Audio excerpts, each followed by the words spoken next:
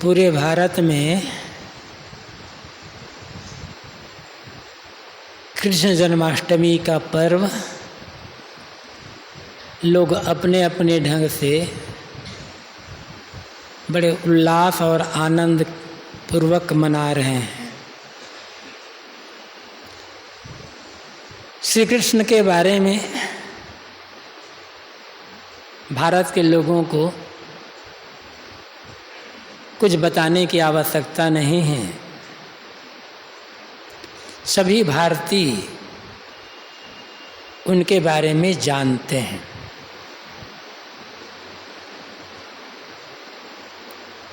लेकिन श्री कृष्ण के जीवन से संबंधित कुछ ऐसी घटनाएं हैं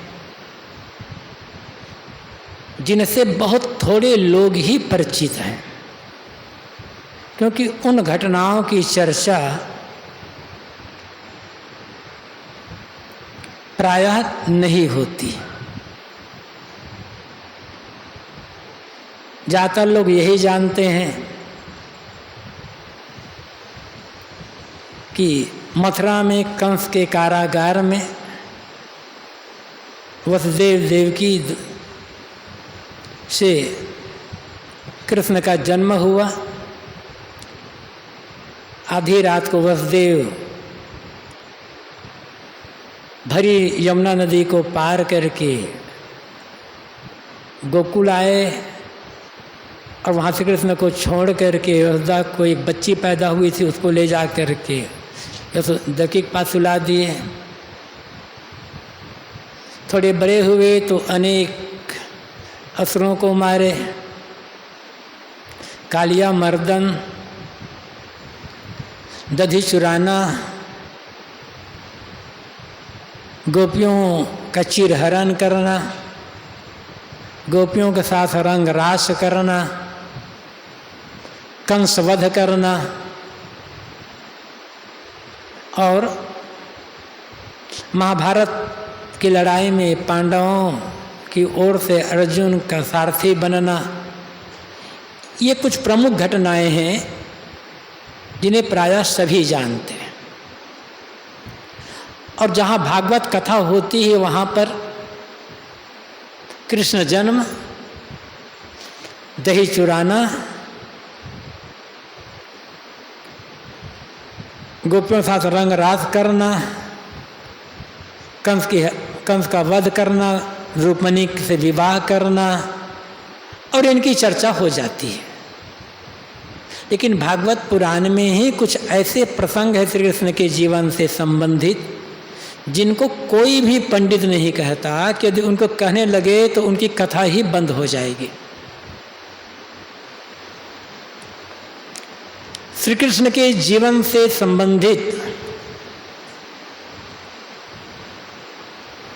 जिन पक्षों की चर्चा प्रायः समाज में नहीं होती या जिन पक्षों के बारे में बहुत थोड़े लोग जानते हैं, प्रामाणिक ग्रंथों के आधार पर थोड़ी चर्चा हम करेंगे। अनेक बार यहाँ से इसकी चर्चा हो चुकी है, कुछ नए लोग होते हैं वो भी जाने।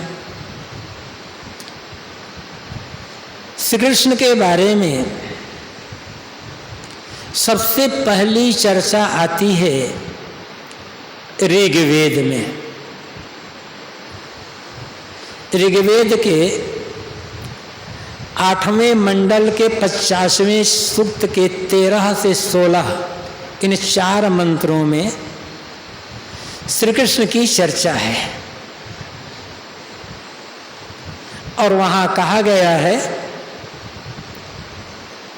श्री कृष्ण अंशुमति नदी, अंशुमति यमुना, यमुना नदी के किनारे रहने वाला कृष्ण 10,000 सेना का नायक, यमुना के दुर्गम स्थानों में अवस्थान प्रस्थान करने वाला,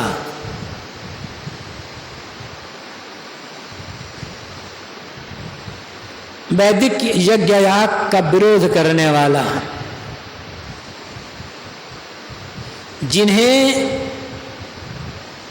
जिनका पता लगाकर इंद्र ने उन्हें परास्त किया, और वहां पर श्री कृष्ण को असुर कहा गया है। असुर कृष्ण की चर्चा ऋग्वेद में कई जगह आती है। राम के लिए भी जहाँ 10वें मंडल में चर्चा आई है, राम का नाम आया है, वहाँ भी असुर राम ही कहा गया है। आज असुर शब्द का प्रयोग प्रायः खूंखार, अत्याचारी, निर्दय लोगों के अर्थ में होता है, लेकिन ऋग्वेद काल में असुर शब्द का प्रयोग सम्मानजनक अर्थों में होता था। अब ऋग्वेद में असुर शब्द जहाँ जहाँ आया है, अधिकतम जगहों में अच्छी चर्चा रूप में है, अच्छे अर्थों में आया है। ऋग्वेद में ही एक मंडल है जिसमें शायद ख्याल नहीं हो रहा है, जिसमें 22 मंत्र है। उस 22वें मंत्र के अंतिम में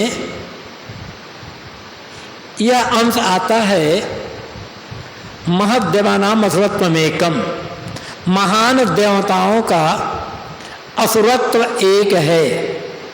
तो देवता है तो असुरत्व का मतलब क्या होता है? असुर और देवता तो विरोधी माने गए हैं। वहाँ असुरत्व का अर्थ है बल, पराक्रम, तेज। महान देवताओं का बल, महान देवताओं का तेज और पराक्रम एक समान होता है।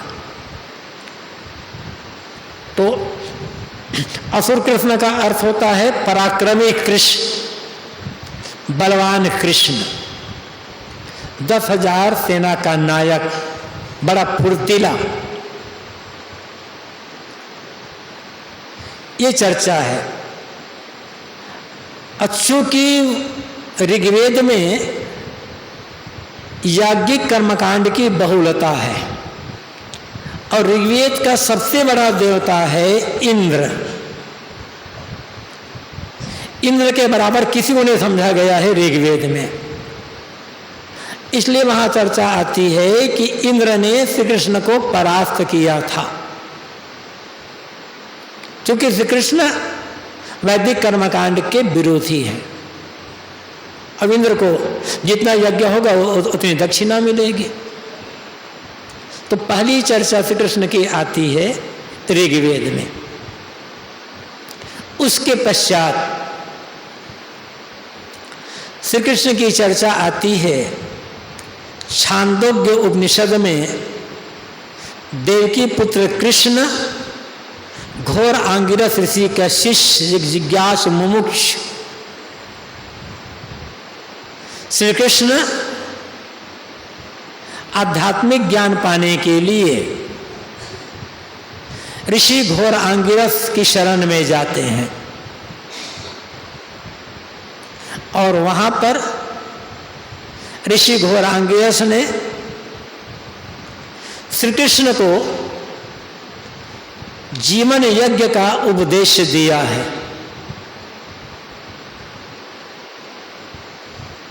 यज्ञ के मुख्य 5 भाग होते हैं, 5 अंश होते हैं। दीक्षा, उपसद, अस्तुशस्त्र, दक्षिणा और अवभृत।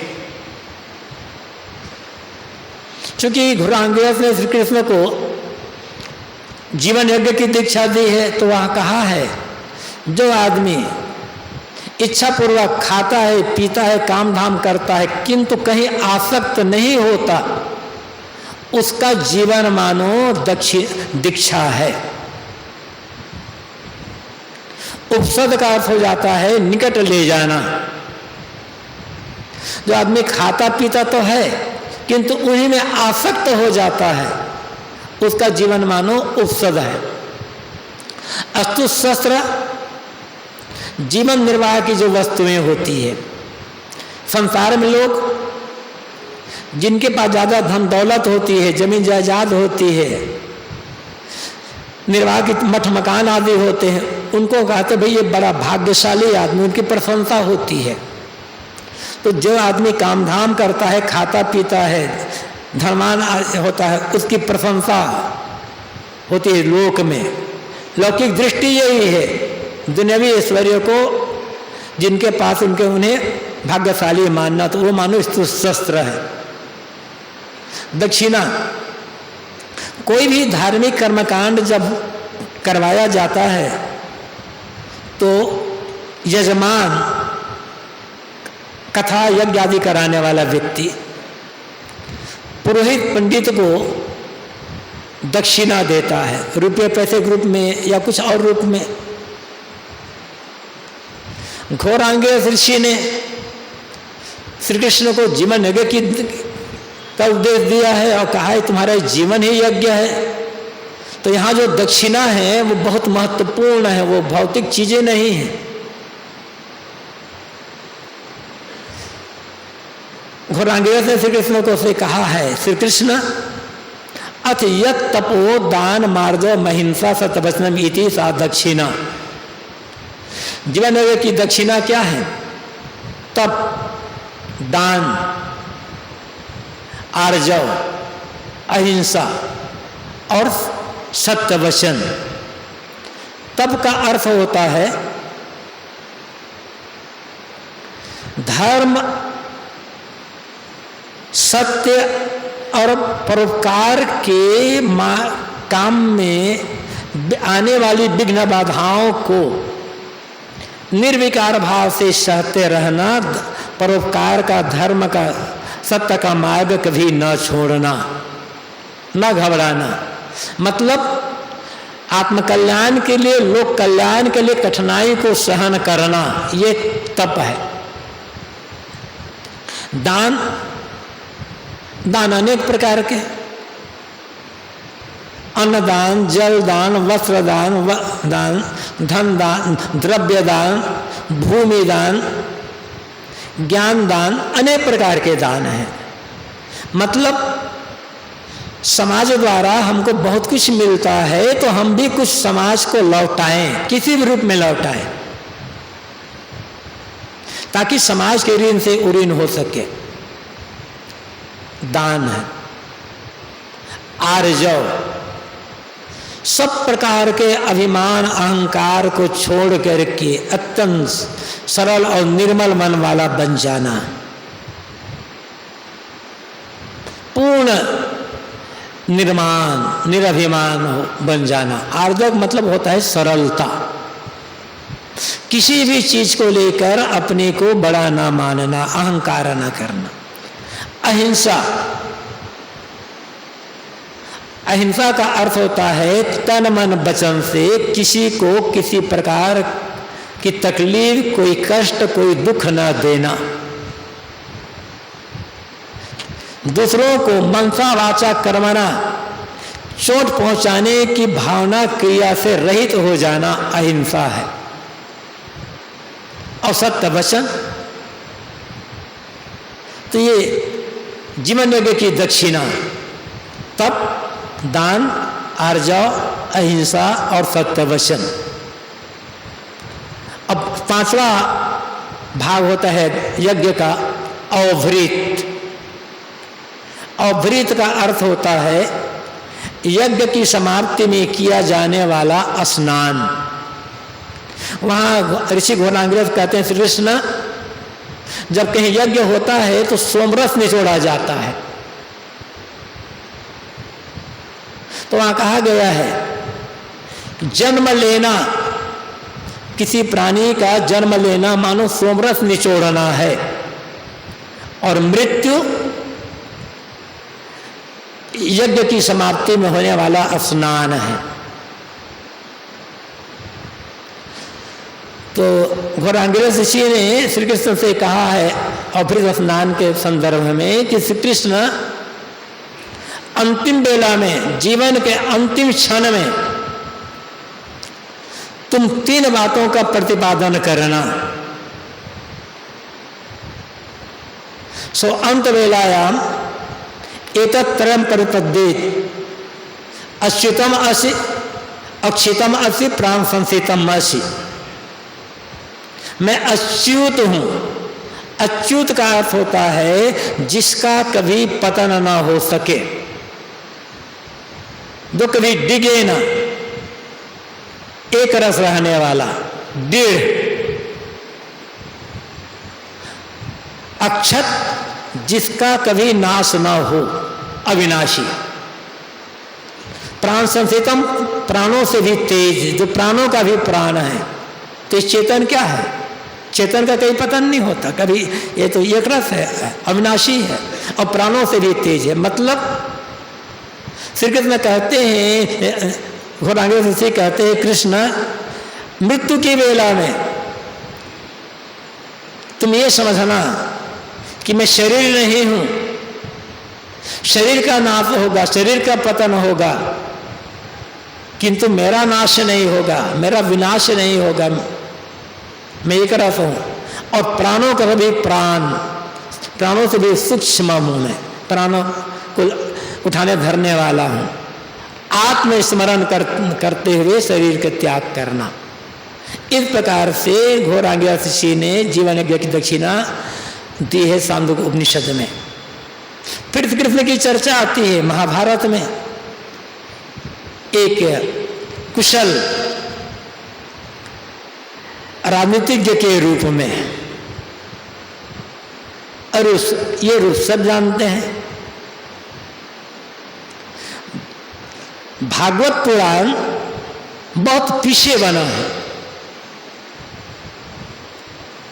और ऋग्वेद में, छांदोग्य उपनिषद में, महाभारत में कहीं भी श्री कृष्ण का संदर्भ गोपियों से नहीं जोड़ा गया है संबंध।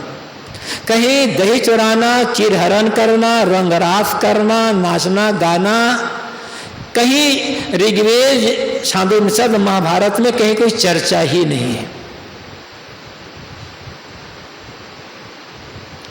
यदि श्री कृष्ण रास किए होते जिसमें महाभारत लिखा गया, महाभारत के लिखते तक श्री कृष्ण के जीवन से रास जुड़ा हुआ होता तो युधिष्ठिर के राजसूय यज्ञ में जब अग्र पूजा की बात आई और ये निर्णय हुआ कि अग्र पूजा श्री कृष्ण की जाएगी, तब श्री कृष्ण का फुफेरा भाई शिशुपाल एकदम जल भून गया और फिर उन्होंने श्री कृष्ण की बुराई करना शुरू किया, अनेक प्रकार से गालियां दिया। लेकिन शिशुपाल ने एक शब्द में भी नहीं कहा कि ये तो गोपियों के साथ दुर्व्यवहार करने वाला है, गोपियों के कपड़े हरण करने वाला है, गोपियों नाचने गाने वाला है, दही चुराने वाला है, कहीं नहीं कहा गया। इसका मतलब ये सारी चर्चा महाभारत लिखने के बाद लिखी गई है, क्योंकि महाभारत से पहले चर्चा लिखी गई होती तो शिशुपाल छोड़ता नहीं श्री कृष्ण के बारे में। और वही चर्चा एकदम प्रसिद्ध हो गई है। जहां भी कथा होती है, दही चुराने की कथा आएगी भागवत कथा में, रंगरास की चर्चा आएगी। लेकिन ऋग्वेद, छांदोग्य उपनिषद, महाभारत, हरिवंश पुराण और भागवत पुराण, इन पांचों ग्रंथों में श्री कृष्ण के साथ राधा कहीं भी नहीं है। राधा की चर्चा पहली बार आती है ब्रह्मवैवर्त पुराण में, और राधा धीरे धीरे राधा कृष्ण से इतना जुड़ गई कि कृष्ण से ज्यादा राधा की महिमा। और लोग कहने लगे राधा बिना कृष्ण आधा कह दिया, राधा बिना कृष्ण आधा कहने लग गए लोग, जो कि बिल्कुल कल्पना से गढ़ी गई है।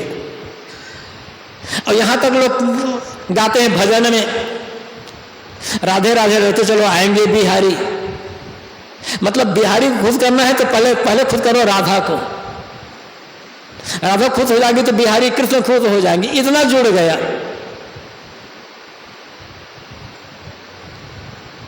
जो कि बहुत बाद में आई है।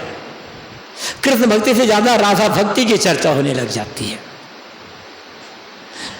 लिखते लिखते कहां से कहां आज पड़ते हैं। और गर्ग संहिता पढ़िए तब, अरे हद है हद, अरबों अरबों गोपियों के साथ रंगराज का, अरबों अरबों, जितनी भारत का जनसंख्या भी नहीं उतनी गोपियां थी उस समय।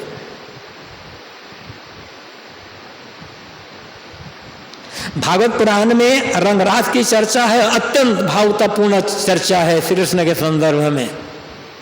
लेकिन भागवत पुराण में जिसमें रासलीला की चर्चा है, गोप और दही चुराने की चर्चा है, उसी भागवत पुराण में 10वें स्कंध में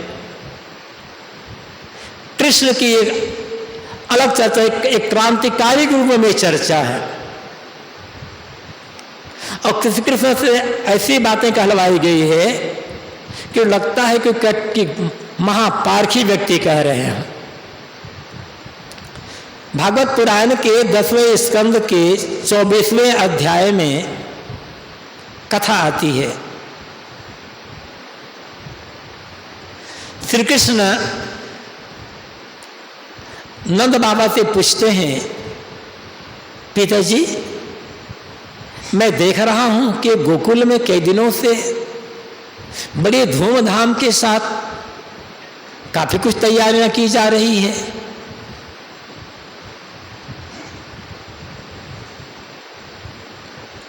किसकी पूजा करना है, कौन सा पर्व, कौन सा त्योहार है, इतनी सामग्री क्यों इकट्ठी की जा रही है।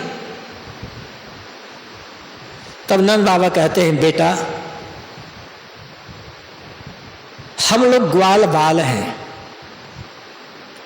इंद्र हमारे सबसे बड़े देवता हैं। इंद्र की कृपा से ही पानी बरसता है। वर्षा होने से जंगल में घास पैदा होती है और उन घासों को चर करके हमारी गायें पलती पुलती हृष्ट पुष्ट रहती है। तो हम लोग प्रतिवर्ष इंद्र की प्रसन्नता के लिए ये आयोजन करते हैं कि ताकि इंद्र खुश हो जाए। ये सामग्री बना रहे हैं, इनसे इन्हें इंद्र को भोग लगाया जाएगा, इंद्र खुश होकर के अच्छी वर्षा करेंगे। तब वहां पर श्री कृष्ण ने जो कहा है, भागवत पुराण के श्लोक सहित मैं थोड़ी चर्चा उसके करूंगा। श्लोक पढ़ने में थोड़ी बहुत गलतियां हो सकती है अभ्यास न होने से, लेकिन बहुत क्रांति की बात है। श्री कृष्ण कहते हैं, कर्मणा जायते जंतु कर्मणे विलीयते सुखम दुखम भयम क्षेमम कर्मण्येवाभिपद्यते। पिताजी प्राणियों का जन्म उनके अपने कर्मानुसार होता है और कर्मानुसार ही प्राणियों की मृत्यु होती है। कर्म के अनुसार ही सब प्राणियों को अपने जीवन में सुख दुख की प्राप्ति होती है। कर्म के अनुसार से ही आदमी को भय होता है, कर्म से ही आदमी जीवन में मंगलमयता आती है। इंद्र इसमें क्या करेगा, जिसके जैसे कर्म अनुसार ही जीव गति पाता है, कर्म अनुसार ही सुख दुख पाता है। अपि चेदीश्वर कश्चित फल रूपन्य कर्मणाम कर्तारम भजन्ते सो अपि यह कर्तु प्रभुर्हि सह। यदि ये कहा जाए, ये तो ठीक है कि जीव कर्म करते हैं, लेकिन कर्मों का फल भोग तो ईश्वर देता है। तो यदि माना जाए कि जीवों के कर्मों का फल भोग देने वाला ईश्वर है, तो ईश्वर भी जीवों को उनके कर्म के अनुसार ही फल भोग देगा। जिसके जैसे कर्म वैसा फल भोग देगा। गलत कर्म करने वाले को अच्छा फल नहीं देगा, अच्छे कर्म करने वाले को गलत फल नहीं देगा। और जो कर्म करता ही नहीं है उसे ईश्वर कौन सा फल देगा? कर्म न करने वालों पर ईश्वर की कोई प्रभुता चलने वाली नहीं है। जिसके जैसे कर्म वैसे उसको फल। मतलब कर्म ईश्वर से भी बड़ा है। हमारे जैसे कर्म होंगे वैसे ईश्वर हमें फल देगा, नहीं करेंगे तो नहीं फल देगा। हाँ, बिना कर्म करने वालों की ईश्वर फल देते तो हम जान लें कि ईश्वर फल भोग देता है और इंद्र की प्रशंसा होनी चाहिए, लेकिन ऐसा तो नहीं होता।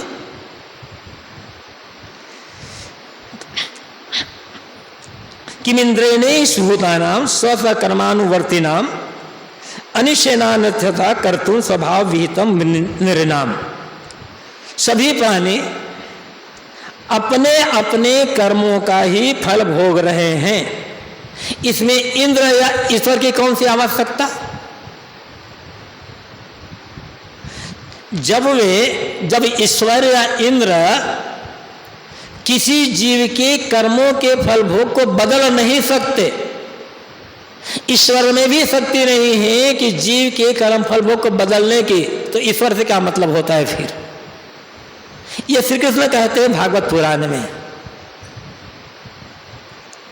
तो हमें अपने कर्म सुधार करना है या ईश्वर को खुश करना है? स्वभाव तंत्रो ही जय स्वभाव अनुवर्तते स्वभावस्तमिदं सर्वम सदेवासुर मानुषम। मनुष्य अपने स्वभाव अर्थात पूर्व के कर्म संस्कार के अधीन उसी का अनुसरण करता है। जैसे जिसका स्वभाव है वैसा वो अपना कर्म करता है। ये पूरी प्रकृति, देवता, असुर और मनुष्य, इन सब को लेकर के ये पूरी प्रकृति संसार को धारण की हुई है। मतलब संसार में जो कुछ होता है स्वभावस्तु प्रवर्तते, सब स्वभाव से हो रहा है। प्रकृति क्रिया सब उसके स्वभाव से हो रही है। पानी स्वभाव से बरस रहा है, सूर्य स्वभाव से उष्मा दे रहा है, प्राणी अपने अपने स्वभाव को हाथ से कर्म पा रहे हैं। इसमें इंद्र की क्या जरूरत है?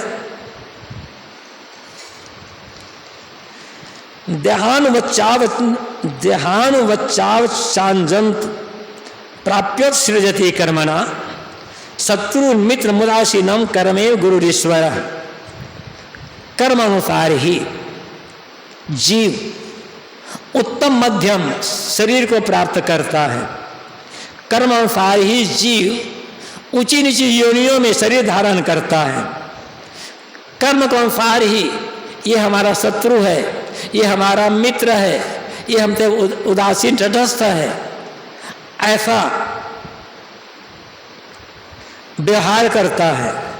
पिताजी, मैं कहाँ तक कहूँ, कर्म ही आदमी का गुरु है और कर्म ही आदमी का ईश्वर है। कर्मे गुरु ईश्वर,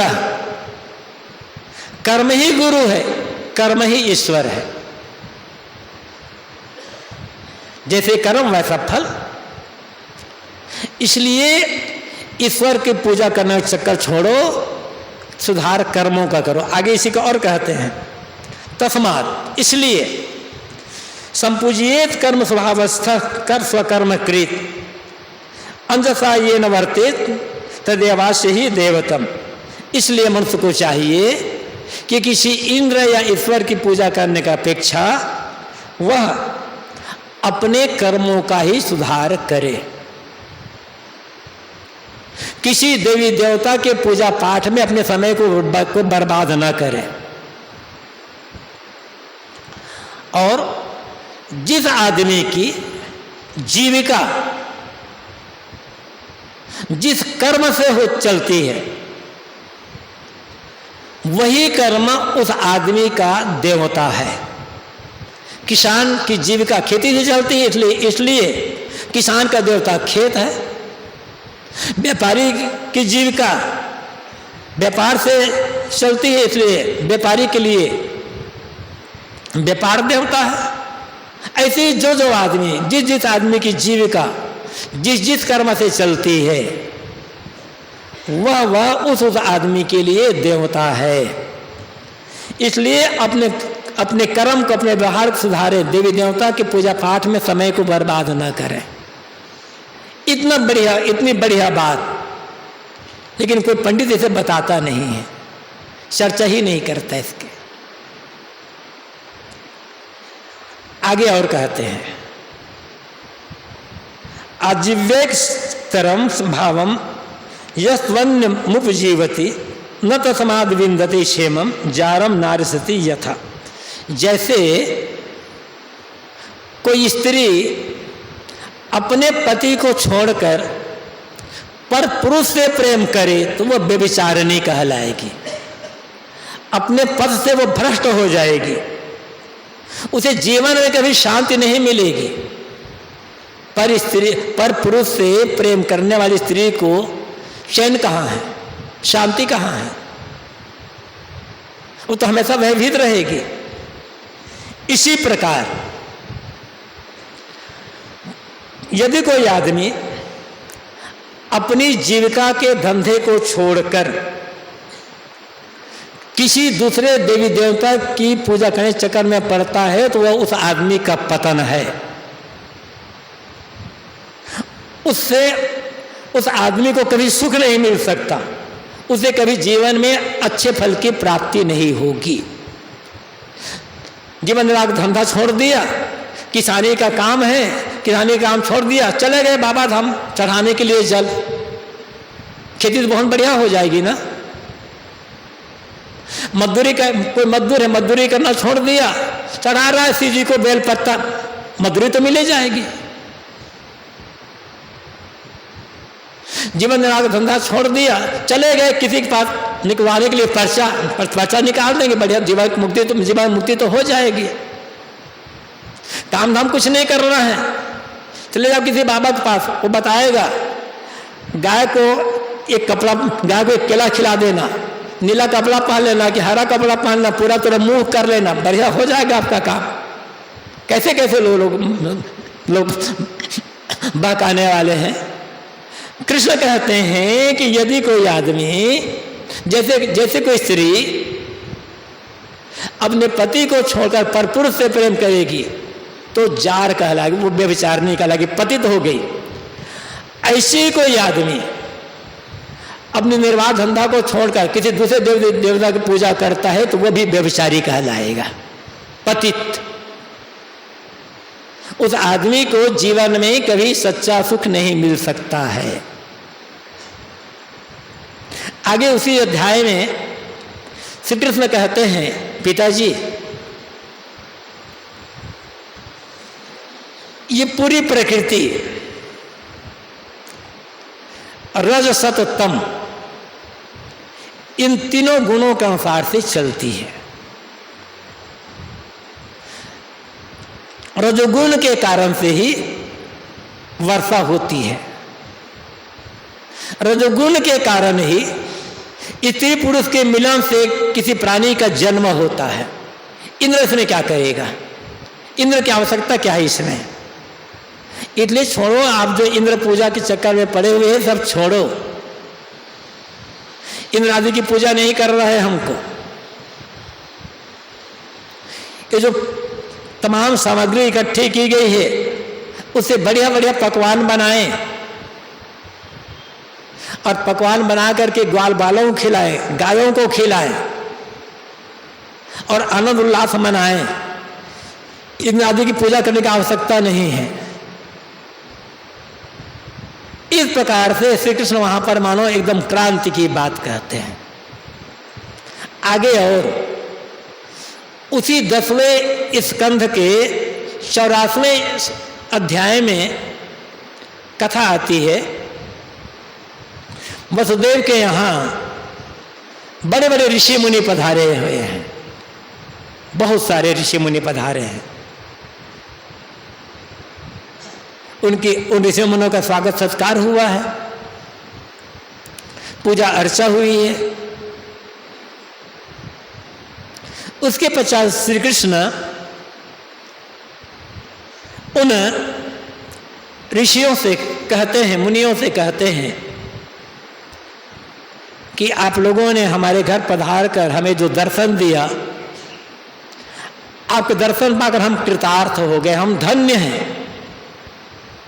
जिनके जीवन का सौभाग्य उदित होता है वैसे उन्हें ही आप जैसे ऋषि मुनियों के दर्शन होते हैं। आप दर्शन पाकर हम कृतार्थ हो गए। फिर आगे 84वें अध्याय के 10 से 13 इन 4 मंत्रों में जो श्री कृष्ण ने बात कही है एकदम जोरदार बात है। वहां पर किम स्वल्प तपसा निर्नाम चर्या देवचक्षुषाम दर्शन स्पर्शन प्रश्न प्रवपादार्शनम आदिकम। जिन्होंने थोड़ी तपस्या की है, अर्थात जिनका सदाचार बहुत कमजोर है, जिनका सदाचार थोड़ा है, जो मनुष्य अपने इष्ट देव को, अपने परमात्मा को सभी प्राणियों के हृदय में नहीं देखता, किंतु जो लोग अपने इष्ट को, अपने परमात्मा को मूर्तियों में देखते हैं, जो लोग अपने परमात्मा को, अपने इष्ट देव को प्राणियों के हृदय में न देखकर किसी मूर्तियों में देखते हैं, ऐसे लोगों को संतों दर्शन प्रसन्न सेवा आदि का अवसर कहाँ मिल सकता है? ऐसे लोगों का सौभाग्य कहाँ उदित होगा? सौभाग्य उसी लोग आदमी को उदित होता होगा जो अपने भगवान को, अपने परमात्मा को मूर्तियों में न देख करके प्राणियों के हृदय में देखते हैं। न हिम्यानि तीर्थानि न देव मृत शिलाभया ते पुण्यंत रूप कालेन दर्शनादेव साधव। हे ऋषि, हे मुनिजन, जलों से भरी हुई नदियां ही तीर्थ नहीं है। लोग मानते हैं इस नदी में तीर्थ है, इस नदी में तीर्थ है, इस नदी में तीर्थ है, तमाम नदियों में भटकते रहते हैं और मानते हैं कि ये मूर्ति ही देवता है, मूर्ति परमात्मा है। लेकिन हकीकत क्या है? ये श्री कृष्ण कहते हैं जलों से भरी हुई नदियां तीर्थ नहीं हैं, मिट्टी पत्थर से बनी हुई मूर्तियां देवता नहीं हैं। वस्तुतः ये संत ही देवता है और संत ही तीर्थ है। संतों को दर्शन प्रसन्न करना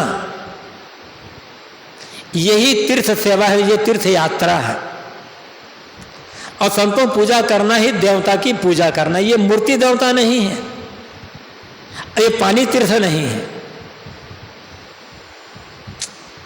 नागवीर न अग्नि न सूर्यो न चंद्र तारका न भूर्जलम खम स्वप्नो अथवा वांगमना उपासिता भेदकृतो हरंतघम विपश्चितो घन्नितम मुहूर्त सेवया। अग्नि, सूर्य, चंद्रमा, तारे, पृथ्वी, जल, आकाश, वायु, मन, इनकी पूजने पर पाप का नाश नहीं होता है और न ही ये अग्नि, सूर्य, चंद्रमा, मिट्टी, पानी, पत्थर, इनके पूजने से अज्ञान का नाश होता है। मतलब मिट्टी, पानी, पत्थर आदि के पूजने से न तो पाप का नाश होता है न ही अज्ञान का नाश होता है। किंतु जो आदमी थोड़ी सी भी, थोड़े समय भी संतों की सेवा पूजा कर ले तो उस आदमी का अज्ञान नष्ट हो जाता है और उस आदमी का पाप भी नष्ट होता है। क्योंकि संत ही सच्चे ईश्वर है और संत ही सच्चे देवता है, संत ही सच्चे तीर्थ है। इसके सेवन से पाप यहाँ नष्ट होगा और अज्ञान भी यहाँ नष्ट होगा। इसके आगे जो श्री कृष्ण ने कहा है एकदम तीर मारने वाली बात है। कोई मूर्ति पूजा करने वाला पढ़ेगा तो लगेगा कोई हथौड़ा चला रहा है।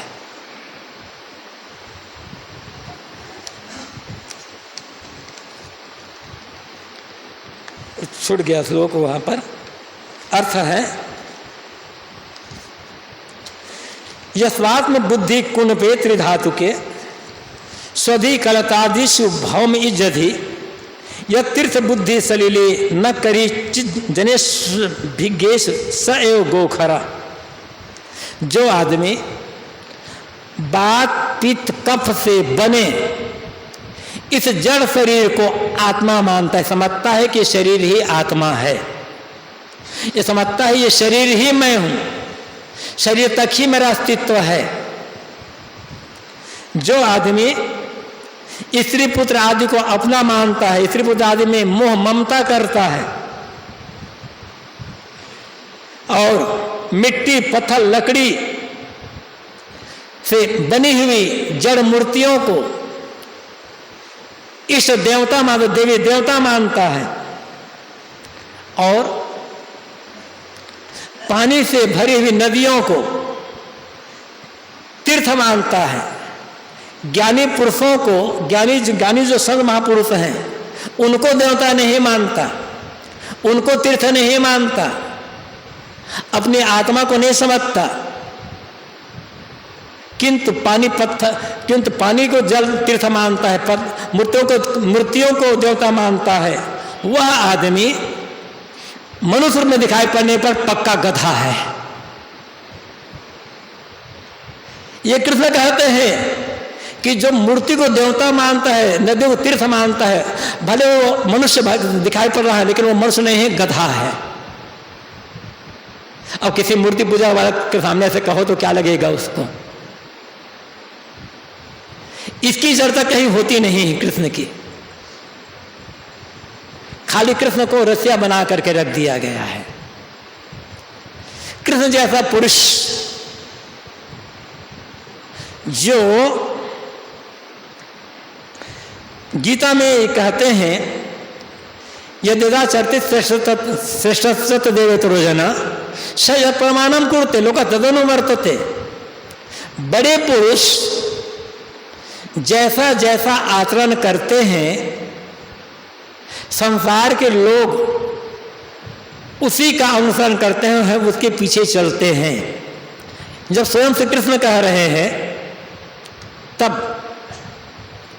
कि जो बड़े पुरुष जैसा करते हैं पीछे वाले ऐसा करेंगे, तो कृष्ण जैसा पुरुष दही चुराएंगे? कृष्ण जैसा पुरुष गोपियों के साथ रंगरास करेंगे? स्वयं सोचिए। कहा यह गया है, लिखा गया है नंद बाबा के यहां 10,000 गायें थी, तो जिसके यहां 10,000 गायें थी वहां कृष्ण को भरपेट खाने को दूध दही मिलता नहीं सका, वो चुरा करके खाएगा? स्वयं सोचिए, विचारिए। और आगे जो श्री कृष्ण ने कहा है कि आदमी को सुख दुख उसके अपने कर्मों के अनुसार मिलता है। आदमी का उत्थान पतन, हानि लाभ, जय पराजय के मूल में आदमी के कर्म हैं। ये घटना श्री कृष्ण के जीवन में भी घटित होती है।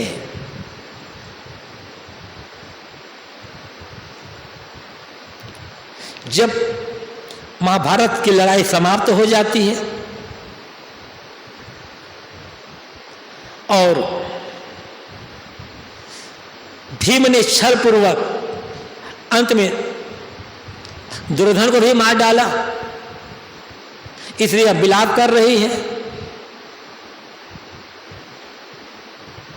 तब वहां पर पांचों पांडव कृष्ण के साथ द्रौपदी लेकर के, कुंती द्रौपदी ये सब धृतराष्ट्र और गंधारी के पास जाते हैं और भीम कहते हैं गंधारी से, मां आपके बेटे को मैं नीति की लड़ाई में कभी नहीं मार सकता था, इसलिए मैंने आपके बेटे को अनीतिपूर्वक लड़ाई लड़ करके मारा है। उसकी बात सुनकर गंधारी रोने लगती है। फिर कहते हैं कहाँ है युधिष्ठिर? तब युधिष्ठिर हाथ जोड़कर कांपते हुए जाते हुए कहते हैं गांधारी से कि माँ, आपके सारे पुत्रों को मारने वाला पापी मैं हूं, मेरे कारण से आपके सारे पुत्र मारे गए हैं, आप मुझे श्राप दे दे। तब गांधारी समझाती है, वहीं पर गांधारी कृष्ण से कहती है, ये महाभारत के स्त्री धर्म पर्व में सारी बातें आती है। वहां पर गांधारी कृष्ण से कहती है, कृष्ण यदि तुम चाहते तो महाभारत की लड़ाई को रोक सकते थे, लेकिन तुमने रोका नहीं। और आज सब पुत्रों की मां होते हुए भी आज मेरे सामने मेरा कोई एक पुत्र नहीं रहेगा। वहां पर भीम से गांधारी ने यह भी कहा है, भीम तुम कहते हो कि मेरे पुत्र पापी थे, यदि उन सब पुत्रों में से जिस किसी पुत्र ने सबसे कम पाप किया होगा, सबसे कम पाप, उसको भी तुम छोड़ देते तो मुझे संतोष हो जाता। कम से कम मेरा एक बेटा तो जीवित है, उसको देख करके मैं संतोष कर लेती। कितना द्रावक रहा होगा वहां का दृश्य, लेकिन मेरे सारे पुत्र मारे गए। तब गांधारी श्री कृष्ण से कहते कि कृष्ण आप चाहते तो इस युद्ध को रोक सकते थे, लेकिन आपने रोका नहीं। मैं श्राप देते हूं, आज से 36वें साल बाद तुम्हारे आंखों के सामने तुम्हारे कुल परिवार का विनाश होगा और कुल परिवारों से रहित होकर तुम भटकते रहोगे जंगल में और किसी निंदित कर्म द्वारा तुम्हारी मृत्यु होगी। महाभारत में लिखा है, महाभारत की लड़ाई के 36 साल पश्चात यादव वंश में कलह उत्पन्न हुआ। यादव घोर अहंकारी हो गए और महाशराबी। आप पढ़िएगा मौसल पर्व महाभारत का।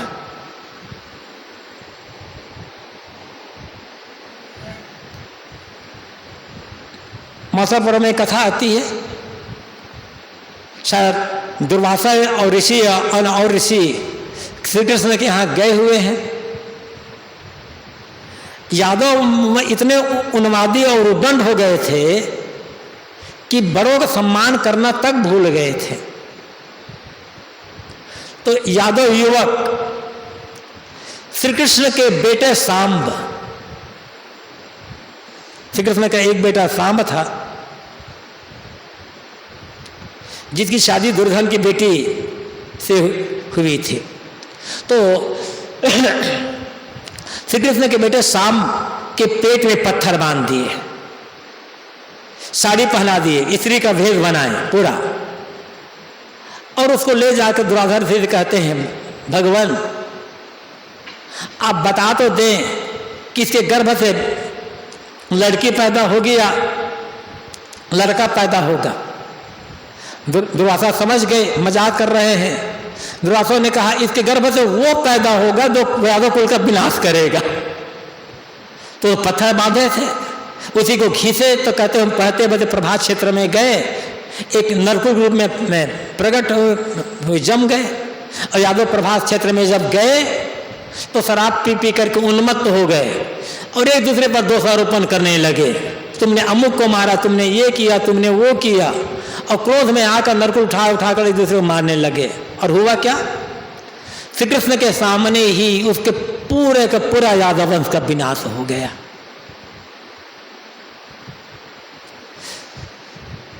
श्री कृष्ण ने देखा, वसुदेव के पास आए। वसुदेव लेटे हुए थे, अत्यंत गर्दन दब। महाभारत अनुसार से उस समय श्री कृष्ण की उम्र जब 120 साल की रही है, तो वसुदेव तो 150 साल के रहे होंगे ना, क्योंकि 8वां बेटा है कृष्ण जब वसुदेव का। तो 30 साल में भी 8वां बेटा मान लें तो 150 साल की उम्र रही होगी वसुदेव की। कृष्ण कहते हैं, पिताजी यादव वंश का विनाश हो गया है। मैंने अपनी आंखों पहले कौरव कुल का, पांडव कुल का विनाश देखा और आज मैं अपने सामने यादव कुल का विनाश देख रहा हूं। अब मैं जा रहा हूं जंगल, मैंने दूत भेज दिया है हस्तिनापुर, वहां से अर्जुन आएंगे और बूढ़े बालक स्त्रियों को यहां से हस्तिनापुर ले जाकर के वहां बसाएंगे। रुके नहीं कृष्ण, चले गए जंगल में, एक पेड़ के नीचे लेटे, तलवार चमक रहा था, एक बहलिया ने बाण मारा और उसी बाण से श्री कृष्ण का प्राणांत हुआ। सबकी जीवन में अंत आना है, उत्थान पतन तो कोई बचा नहीं है। जिन्हें भगवान कहा जाता है श्री कृष्ण को, उनके जीवन में भी कितना अंत में कितना दारुण घटना घटी है, कितना दुखमय घटना घटी।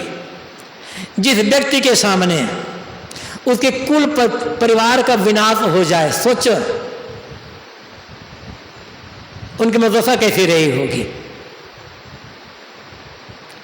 अपने कर्मों का फल सबको भोगना ही पड़ेगा, कोई बचेगा नहीं। इसलिए ये तमाम देवी देवता की पूजा उपासना करने की अपेक्षा सबसे बढ़िया पूजा है